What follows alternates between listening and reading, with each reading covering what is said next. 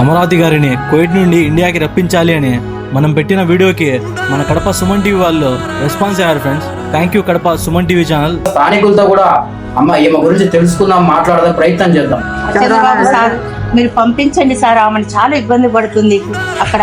మాకు రోజు ఫోన్ చేసి ఏడుస్తా ఉంటుంది, వాళ్ళ కొడుకు చనిపోయింది సార్, 10 రోజులు అవుతుంది.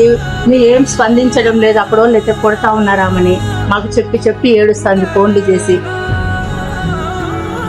మా అబ్బాయిది దినం కల్లా కనీసం దినమన్నా చేసుకోవడానికి కూడా ఆమె లేకుండా నేను పోవడానికి సమాధి దగ్గర పోవడానికి కూడా కష్టం అయిపోతుంది సార్.